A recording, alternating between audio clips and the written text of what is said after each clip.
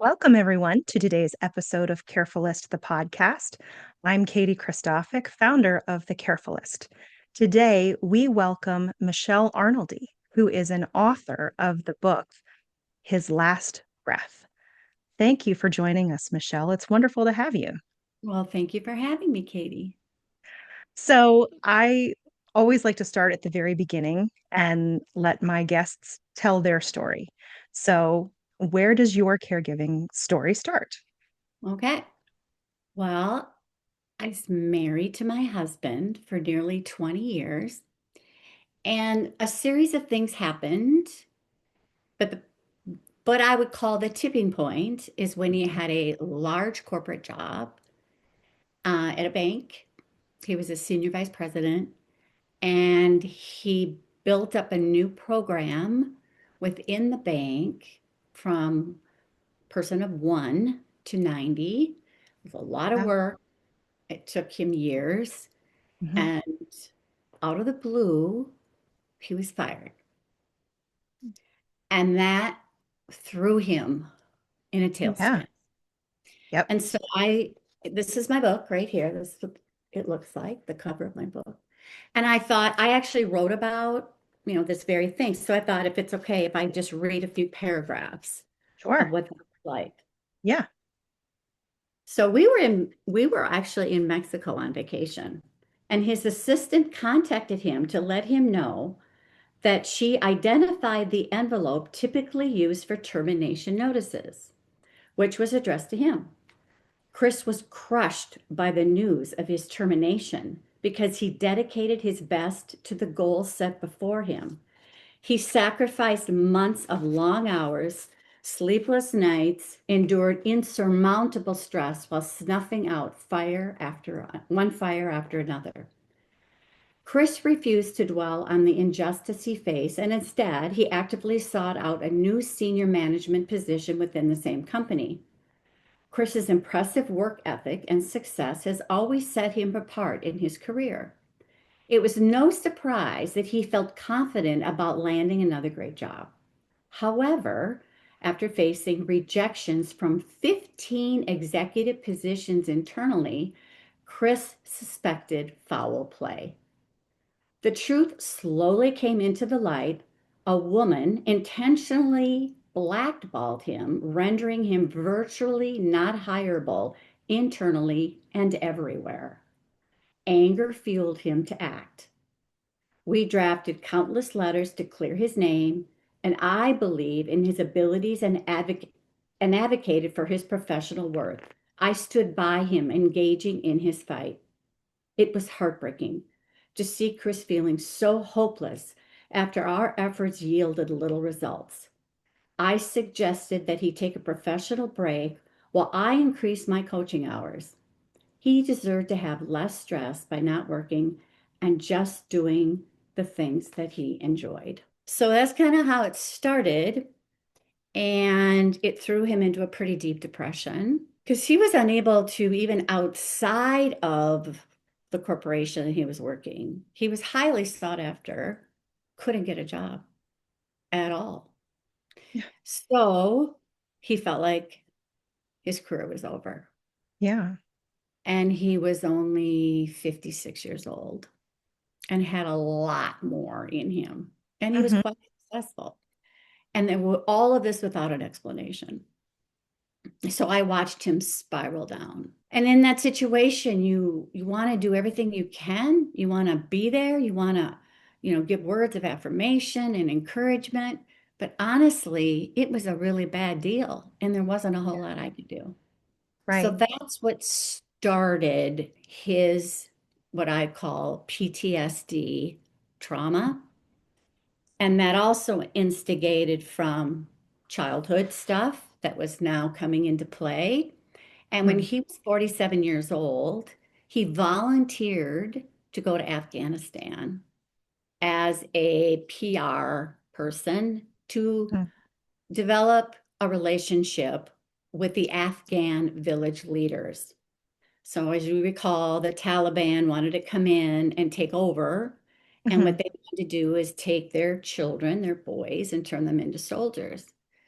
And so the Army, the Navy, Marines were all there to try to help the Afghan village leaders say, hey, don't listen to the Taliban leaders. This is what they're going to do. They act friendly, but they're wolves in sheep's clothing. You cannot trust them.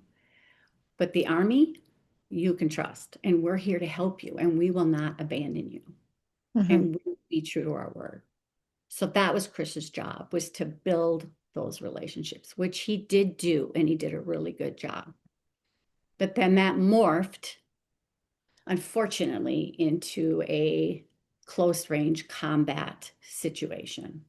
Oh. That's when the PTSD really landed. Mm-hmm. And when you have mental illness, it's not one thing. It's a little of this, a little of that, from that childhood, this memory, this experience, all comes together. Yeah. Usually, and I can't say I'm speaking as an expert, but it accumulates by a tipping point. Hmm. Something happens, and then it goes really spirals down. And this is the beginning, really, of my story. I know that this is an extremely difficult conversation and it's deeply, deeply personal. So I, at the outset, want to say thank you for what you've shared and what you were about to share. For whatever reason, it is hard for a lot of people to talk about mental health.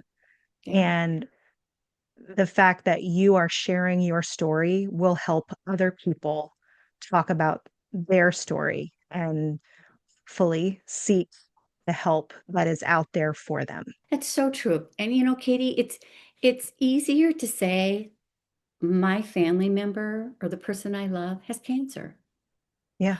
or they're now in a wheelchair, or whatever it may be that the world accepts and the world can see and the world can understand, because there's a lot of medicine out there to prove A, B, and C. But when it's mental health, it's a different animal because there's still a lot of judgment that goes on. And it's hard to, I read recently, a cardiologist can get a heart scan. Well, Mhm. there's the problem. You know, a general surgeon can get a CT scan. Oh, there's the problem. Right. We can't get a brain scan and say, oh, there's the problem. I mean, Right. we're starting to work into that arena now a little bit, but it's too ambiguous. Yeah. And I think there's a misconception that somehow people have control over it or that it's a choice. And it is no more a choice than having a cancer diagnosis or being in a tragic accident. It's a disease, Yes. it's a sickness, and it deserves the care and the attention and the knowledge that any other disease would. Right. But yet, it's the most undertreated disease there is. Yeah. Depression And I is. would say one of the most common. So go Yeah, figure. I know. So, okay. So that was the beginning part of your story. What happened in days, weeks, months following? I had to figure out how to best care for him. Hmm. Now, my background is I am a nurse, was a nurse for many years, and most of my nursing is emergency nursing, emergency room. So I Hmm. had experience taking care of people that had trauma that came in an episode, panic attacks, suicide attempts, overdoses, whatever it may be. Hmm. So I had some knowledge of that, but now it's a little different. It's in my own house. Yeah. And it's, again, I'm not really unlike anybody else. I don't have full understanding of what I'm dealing with. Right. So I had to figure that out kind of on my own. Hmm. And the thing is I didn't really understand PTSD. I thought I did just from my nursing experience or whatever. But honestly, I was clueless. So even the little that I did on researching and whatnot, I needed to fully understand this disease, because what happens with mental illness, whether even if it's Alzheimer's, whatever it Mhm. is, what happens to the brain, the person learns how to fake it, Yep. to make it until they can't anymore. Yes. By the time they can't, it's so far down the road that you've already have kind of lost the battle. Hmm. And so for all of your listeners out there, I say get your research done. Really understand the mental illness that your loved one or who you're caring for. Try to understand it. And even then, it's still going to be individual to that person because Yes. they all have different personalities, different coping mechanisms, different life experiences. So it's really complicated. Hmm. But I do think understand, like my husband, I did not understand what PTSD was. I Hmm. had this idea, oh, it just means that something's going to trigger them, an incident, and then they're going to overreact. And then my job then is to calm them down, bring them back to reality, telling them they're safe, doing what I can to remove them from the trigger. That was going to be my job to do that. Yeah.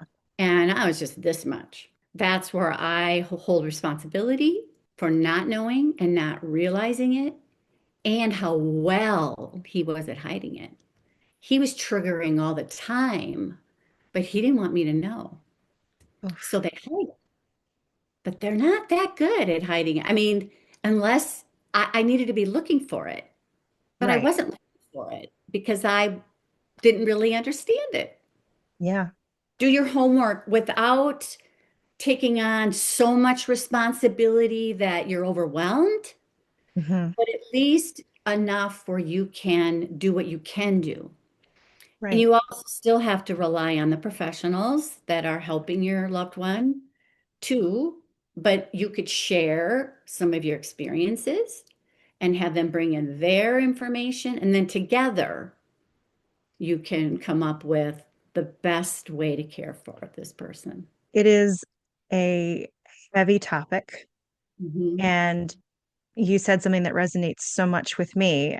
My family, we dealt with dementia. My mom was diagnosed with, as they say, symptoms consistent with Alzheimer's because they can't diagnose Mhm. Alzheimer's until someone passes.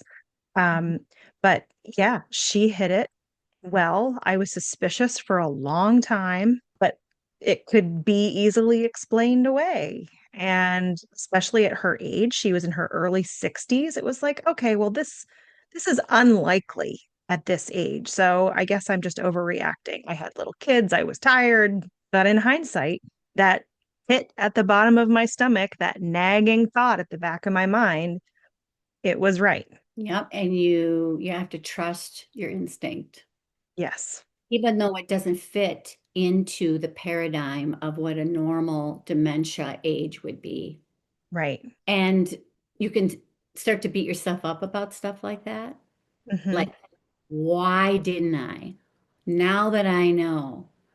But we have to remember we're only one person and Right. we have a family, we have children. We're not the ultimate expert. And hindsight is 2020. Yes. And so if you had all the information at the time when your mom started showing signs, you would have acted differently Right. because you don't want your mom to be harmed. You wanted to give her the best. Right. Hey, Katie, I'm very sorry about your mom. Oh, I thank mean, you. that when you have little kids and you kind of need grandma to be there and help, and then you're also having to deal with what's going on with mom type of Mhm. situation. It's really hard. I was in your same shoes. My mom got Uh, Alzheimer's at 49. Whoa. Oh So my you and gosh. I share that. Yeah. Yeah. That missing it and how do I handle this? And I've got three little boys. I can't really have her live with me. And I didn't know what to do. It was really hard. So Yes. whoever out there in that situation, there's a lot of help now. But I think the thing that all of us carry, you and I, and all your other caregivers out there, I think the number one emotion is guilt. Oh, 100%. So I'm going to talk about that at the end. Yeah. because Okay. we got to deal with the guilt. Yes. So, because that's not what we should be dealing with. So, what advice I have for caring with somebody with PTSD is, well, looks like I have it on page 66 in my book. Looky there. And for anyone who is interested while she's turning to that page, her book is available on our site, and we'll talk about where else you can get it later. Thank you very much. Chris wasn't able to relinquish the past. He was losing the present. Mm, Memories consumed Chris. People with PTSD, they're triggered by the smell of diesel fuel, fireworks, crowds, unfamiliar places. He suffered flashbacks, dark thoughts, and night terrors. Without constant distraction, Chris dwelled on the war, reliving the first gunfight, his first kill, the first dead body, his first IED, which is a roadside bomb, his first escape from death, his first witnessed wounded fellow soldier. I became aware that he checked out from the memories by spending hours watching TV, working overtime, drinking alcohol, researching and buying expensive equipment for new hobbies. Then he would get less intrigued with the hobby, allowing the memories to return. My ignorance blamed the man and not the mental disorder. mm, So, understanding PTSD is they want to escape it. mhm. They cannot handle the constant barrage of what their mind wants to do. So, they do everything they can to drown it out. So I would say understanding PTSD would be understanding the severity of it for the person and not judging it Right. because PTSD can happen to a teenager in a fender bender Mhm. and they're responding with PTSD, not wanting to drive again, whatever. But it's so much more complicated. So we can't judge by saying it's just a fender bender. Get over it. Right. That that doesn't work. We have to find out what are all the connections, and this can be done, that's creating the trauma response. Mhm. And so if you see your loved one avoiding, getting all consumed in something, and they're just trying anything they can do to drown out what's constantly hitting them.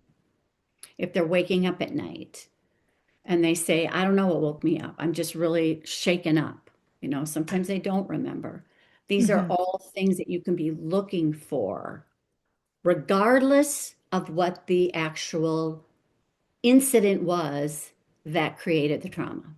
This is where we Mhm. can't be judgmental. So, PTSD is not weakness, it's not lack of faith, it's not just drama. And it's not like, just move on from it. That isn't the answer. Yeah. It's a nervous system injury, and it needs to be dealt with as that with a neurologist, with a psychiatrist, with other people that can help with this injury. Mhm. So the brain is stuck on high alert. That situation rewired their brain to this very high alert, and the body reacts as if danger is still present, even though the danger isn't there. The brain doesn't know the difference. And Right. trying to talk to your loved one and say, but look, we're fine. There's no storm. We're all in the house. Everything's fine. That doesn't solve the problem. Right. Okay. Yeah, you Um, can't logic your way out of something. That's not how it works. mhm. Your brain is, like you said, on basically in fight or flight. Right.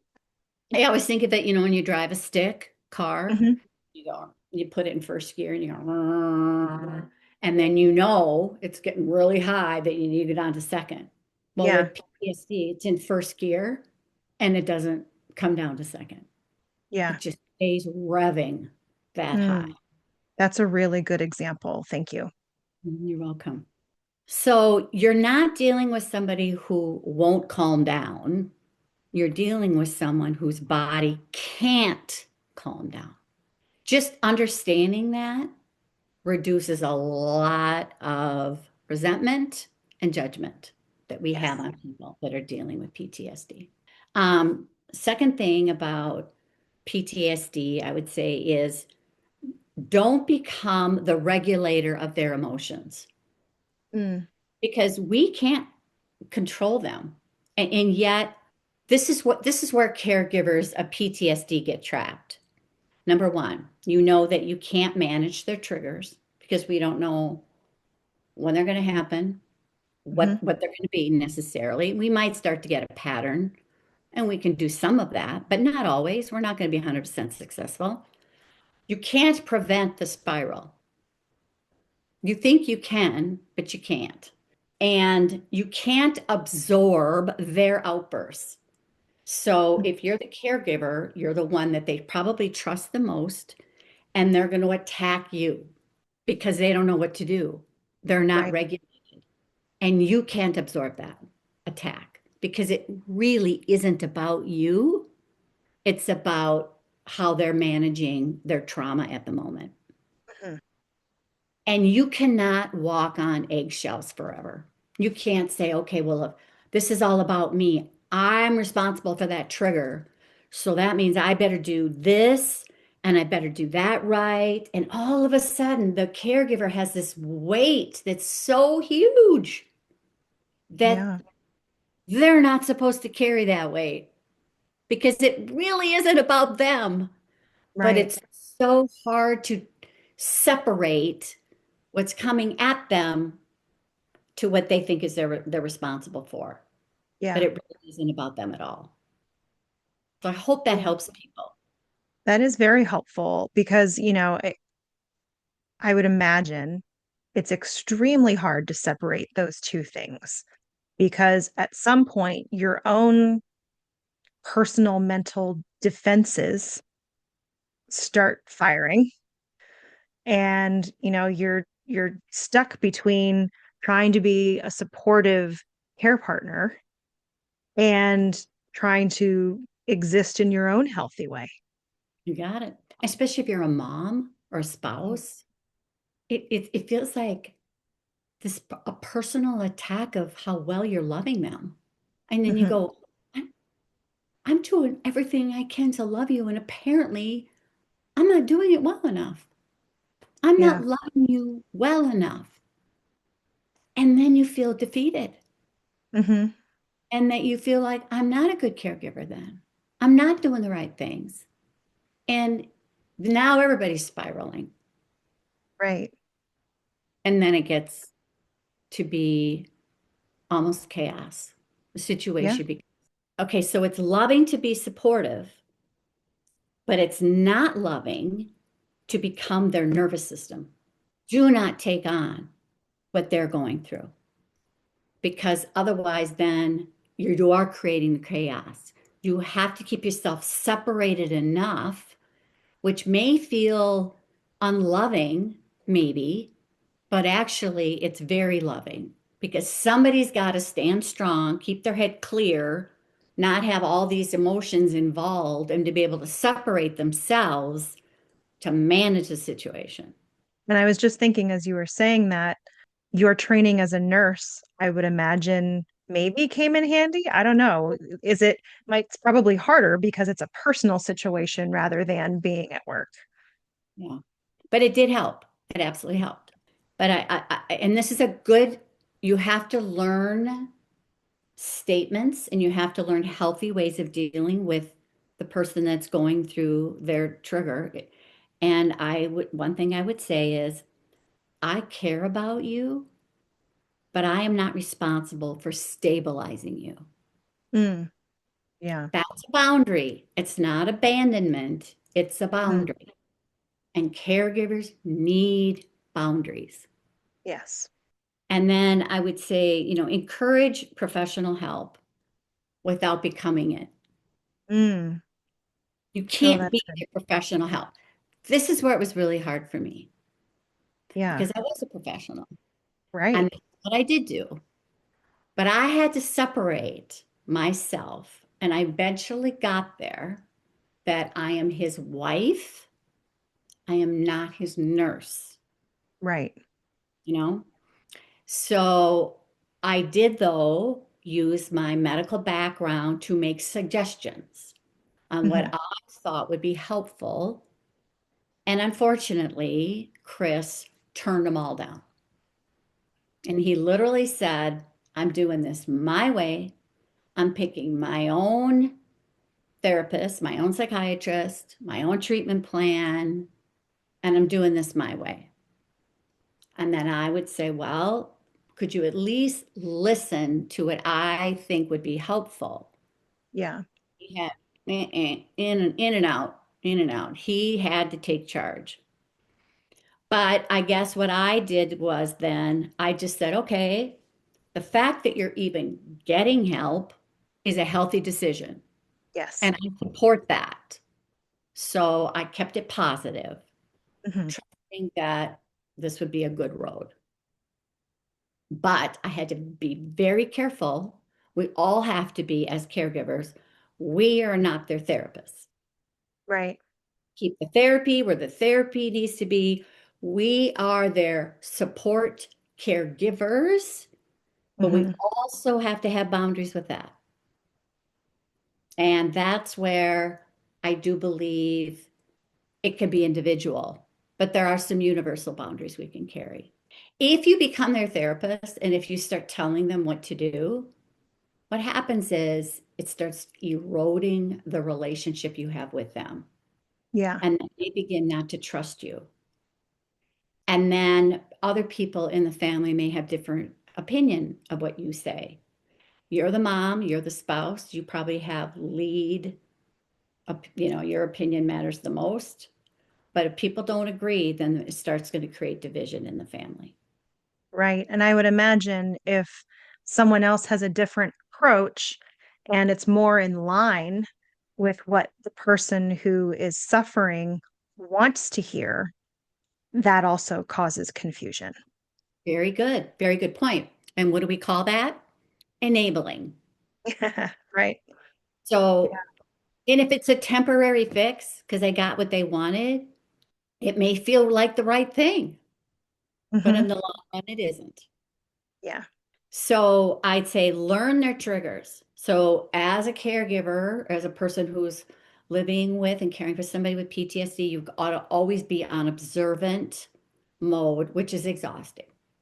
But Yeah. that's when you can use your phone, have something with you. You can jot down a possible trigger. So you're always kind of watching them, watching their eyes, watching them shift, watching their body language. You can tell when they're moving into a trigger. Mm. And then do a non-dramatic way of saying, "Ah, I absolutely need popcorn. Could you go get me some popcorn?"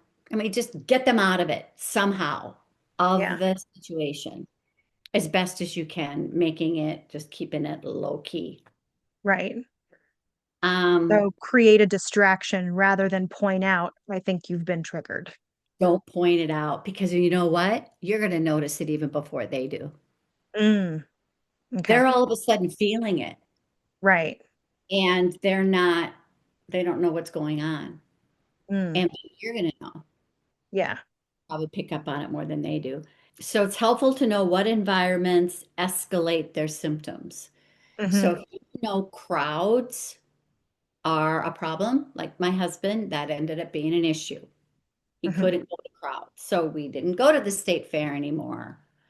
And when we went to a restaurant, he always had to sit facing the door to the restaurant. Yes. So I always, waitress would say, well, how's this table? I'd say, could we have that one? So, because I knew he could have direct lines. So those are the ways I could be helpful, Right. knowing what his triggers were. So then when he sat down, he had his view and he could possibly enjoy his meal then. If he Hmm. didn't have that, so those are the ways that we can be helpful. Yeah. Oh, and then recognize like what times of the year are hard for them, Mm. holidays or whatever, and then manage them. Like ask them, well, what would you like to do this holiday? How would you like to celebrate? What feels good to you? And they may say, no, we can do the big party thing. And you go, well, all right, and then wait till the day of. And then when they say, I'm not ready, you've already prepared, knowing that it may get shut down. Right. But your life, this is as a caregiver, your life can't shrink down to almost Hmm. nothing. So you can accommodate every single trauma or something that can happen. It Yeah. just, you can't sacrifice your life because their life has to be smaller. Right.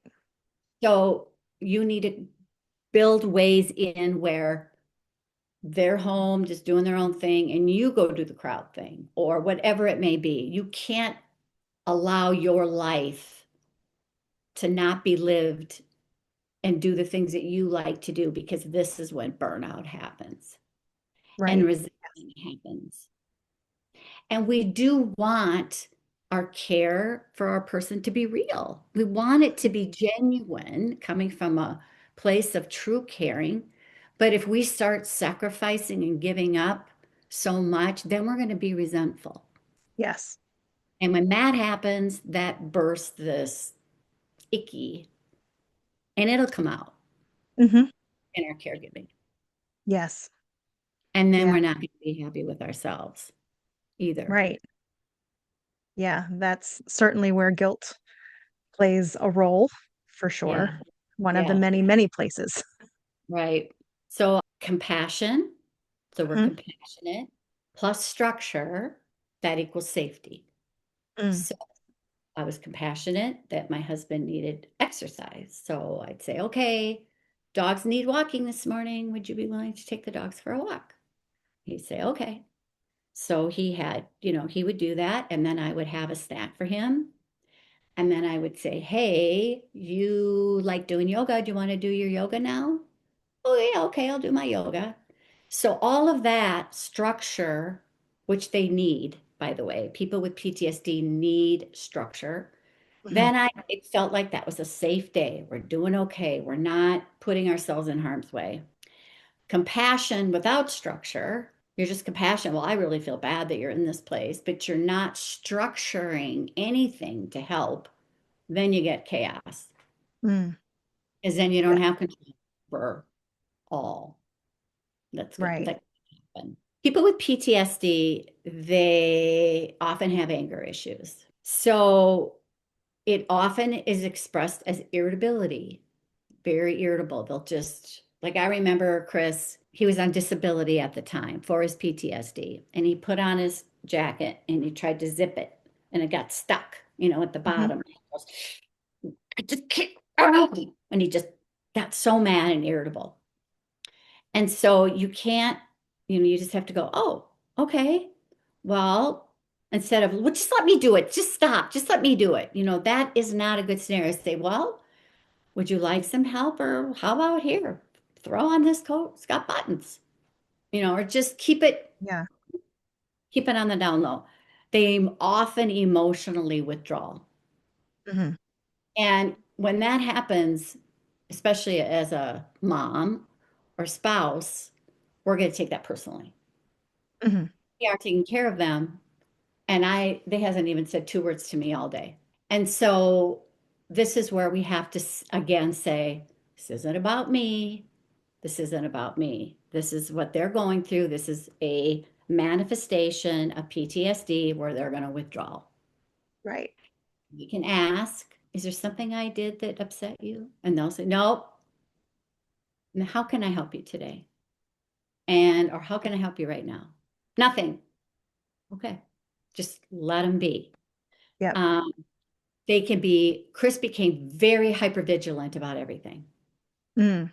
Like as the PTSD escalates, it will be food not hot enough, noise is too loud. I don't like all the people out in the street outside. I don't like walking around Lake Harriet anymore, a lake by our house, because it didn't have enough. There's too many people and it didn't feel like I had control, So Mm, everything becomes heightened. And yeah. so they need a lot of control in their environment. And that's the best way as caregivers is we could have control. So if all of a sudden a cousin calls and says, "Hey, can we come over and bring the dog and the six kids?" How about you keep the dog at home and maybe just leave the kids at home and just you two come for now? Just trying to keep things less chaotic. Right. And even though they're irritable and they might be even say some unkind things. I remember Chris doing that. I remember thinking, okay, this isn't okay that he's treating me this way. I can't make it okay in my heart, Hmm. but I had to separate it. I had to learn to separate it and not keep taking it on as I'm not doing a good job. Right. And generally, when the person with PTSD gets angry, it's always related to fear, Mm, always. And so, as a caregiver, you can try to think about what are they afraid of right now? What's causing their fear? And we may be able to figure it out, we may not. But if you can mm. and eliminate the fear factor, it's really very helpful Yeah. to do that. Well, and I think that is such an important thing to point out because it, I would think, is a tool you can use to help remove anything that's coming your way because of how they're feeling, that it is not you. They are afraid of something, and that is what is making them feel and react the way that they are. Right. I think caregivers feel that they have to just take every hit. Mm, I'm the healthy one. I have to take the hit. And we're people too. We have emotions. We also can't say that the person with PTSD, that everything they do is related to the PTSD. I mean, sometimes my husband could just be not a nice guy, even when he mhm. didn't have PTSD. So we can't always say, oh, they get a pass every time. Yeah. Sometimes you might have to say, that hurt when you said that. And I didn't appreciate you raising your voice at me Hmm. when I offered this. We still have to speak up. Yeah. Otherwise, then we're really feeling like we're invisible. Right. And we're Yeah. not. When you were dealing with all of this, you mentioned that he had made some appointments and some professional outside assistance. Did that last? Was there a team in place, or was it really mostly you? There was a team. Okay.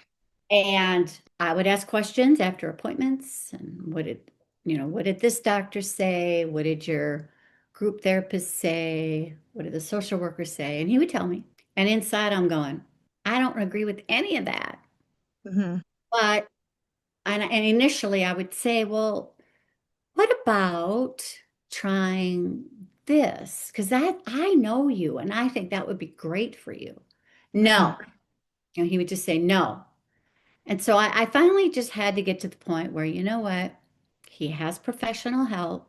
I have to trust the professionals. Yeah. And hindsight, I felt they blew it. Mm. But you know what? It's so hard to know in the moment. It's so hard to know. And we're all human. I Yeah. mean, there's doctors who, I mean, I remember in the ER, a doctor would say, "Oh, this is what's going on," and then 2 hours later, he's completely wrong. But the thing is we're human. We're all human, and we Yeah. all make mistakes, and it's not nothing's perfect. And Right. so we have to just do the best we can with the information we have at the time. Yes. So I was going to go a little deeper, if that's okay, with the Mhm. caregivers. Sure. They often struggle with two hidden patterns, as I felt, is they become over functioning for others. Mm, So all of a sudden they have to do everything for this person. You know, oh, your eggs aren't warm enough. Well, here, let me reheat them. Let me do this for you. Let me do it instead of, oh, you want them warmer? Oh, okay. There's the microwave. We can't become this. I think that's part of the guilt or something. But yeah. caregiving isn't doing everything for someone. That sometimes is enabling. We have to allow them to empower them to do what they can do for themselves Mm, and encourage them to do that. Because yeah. then what happens is they feel like they have no purpose. Then they start to feel like I can't do anything. And obviously, my wife doesn't feel like I can do anything either because she's doing everything. Yeah. So to not do that, and I think also we touched on this, is just feeling unseen. Hmm. Caregivers feel unseen because the person they're caring for, when it's a physical illness, a lot of them can be so gracious. Oh, honey, you're so good to me. You do all this for me, and I love you for it. And they can get a lot of affirmation, but not with mental illness. You're not going to get that. Yep. And so they need to be seen. And however they need to do that, whether it's a support group or meeting regularly with other women, listening to your podcasts. These are the ways that they can start to feel, hey, I'm seen. People know Mhm. what I'm going through. Yeah, They understand. And that can go a long way. absolutely. And I think one of the challenges is it can all come from a place of love, but it doesn't always and often doesn't feel loving. And as you said, it's not the same as taking care of someone else who broke their leg and, you're getting them things for 6 weeks and they're appreciating that. Also knowing once my leg is healed, I'm going back to life as I knew it. It's not the same with this kind of life-changing diagnosis. Right. The other thing that I think is really hard for caregivers is everybody else has an opinion. That they do. Why don't you do this? I don't know why you're not doing that. And, everybody has an opinion. And I say, do this. Pick one or two people that have been faithful on this journey with you and listen and get their support and their help. But you really have to cannot get on the phone and start getting all these different opinions from people and what they think you should do because it'll drive you crazy. Right. And if you don't do what they said, they're going to be upset with you. They might. The thing that people do not understand, and this is something that I've been through lately, is I feel like I've been judged pretty harshly lately as a widow. Mm. People, unless you've been a widow, you don't really understand how life changes. Hmm. Everything in life changes when you become a widow. Everything. I mean, I used to love to ride shotgun. Now I got to drive. Everything changes. Right. And so when people haven't walked in your shoes, they may be over at your house, they may be watching, but if they don't really know you, your soul and who you really are, and they haven't really walked in your shoes, they're still outsiders looking in. And they have all these good ideas. And so we don't want to lose our friends and we don't want to lose our family with all of their helpful opinions.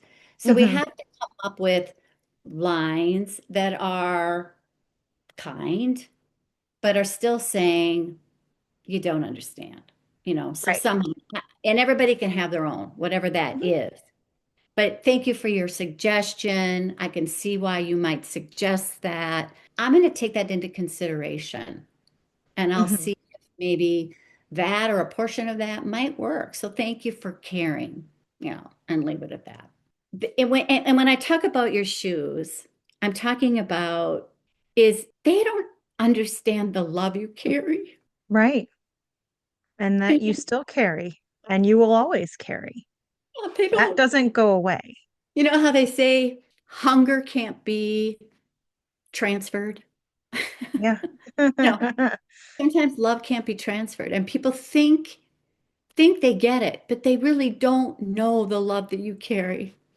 Right. They don't know your own childhood wounds. Hmm. You don't even maybe necessarily know them, but they all come into play here Yeah. because you were once cared for by a parent, whether they did it well or not, and now Hmm. you're the caregiver, and all that still transfers into your life now. Yeah. And you have so many unspoken needs. Hmm.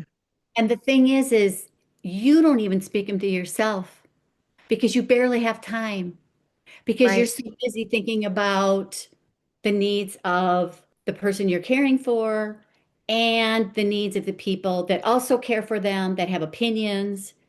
You know, you rarely have time just to think about what do you really need. And Yes. and you never get to speak them because you don't have time to think about them. Even if you did, you probably can't meet them. Right. I know it would be hard to pick one thing, but is there an overarching theme or one key thing that you would like people to understand about PTSD or being a caregiver to someone with PTSD? And then they can read the whole account in your book. I think that caregivers need to be seen. I think they need to be supported. And I think it has to be unique to the individual and it's not a Mhm. universal. Yes. Oh, and maybe we can add this somewhere is where people can get support if they're Oh, caring for somebody with PTSD. So that would be excellent. I can I put have that in the show notes. okay, I have resources there for you for there. And then I was going to walk away with this. This is the end, I guess, for caregivers. Don't beat yourself up ever because you're a human. Mhm. You're taking on a lot. And guess what? You get to make mistakes. Yes. I was an ER nurse. My husband even told me that he had thought of suicide, but I still missed it. I missed it. So after he died and he ended his own life, I had a choice to make. Am I going to feel guilty and beat myself up because I missed it or not? But I do know that my job was to be his wife, was to be his care, to love him, to make sure he Yes. drank water and he had balanced meals and Hmm. hugs. I did that.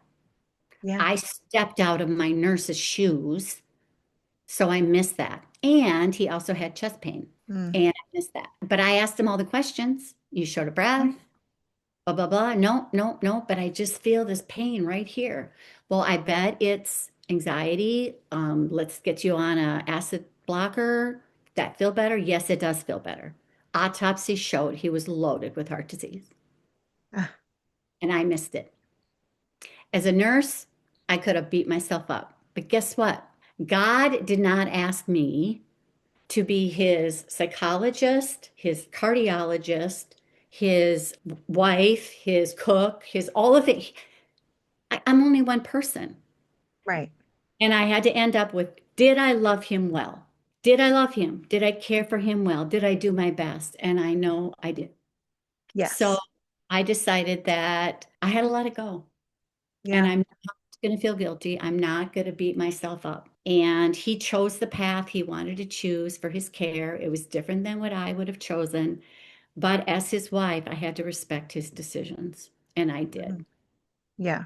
So I guess that's what I would say. Allow yourself to make mistakes. You don't have to do it perfectly. But if your Hmm. heart is to help, to love, then you got to let it go. If you were to be able to talk with Chris right now, he would say that he knows that you love him and that you did your best. He knows. He knew. He did. And he left me a note. And that's what he said. Well, thank you so much for sharing this with us. And for everyone at home or in the car or wherever you are, you can find additional caregiving resources on our website, carefulist.com. Michelle's book is called His Last Breath, and we will include links to where you can find that in the show notes. Until next time, take care.